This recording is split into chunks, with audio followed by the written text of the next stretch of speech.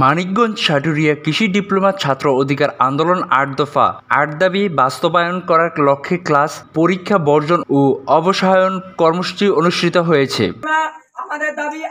সোমবার সকালে সাটুরিয়া কৃষি প্রশিক্ষণ ইনস্টিটিউট শিক্ষার্থী কর্মসূচি পালন করে। অবসান কর্মসূচিতে শিক্ষার্থীরা তাদের ৮ দফা দাবি তুলে ধরেন। দাবি পূরণের লক্ষ্যে ঢাকা আরিচা মহাসড়কে অবস্থান নেয়। পরে মিছিল নিয়ে বিভিন্ন সড়ক প্রদর্শন করে এবং সংশ্লিষ্ট কর্তৃপক্ষের হস্তক্ষেপ কামনা করেন।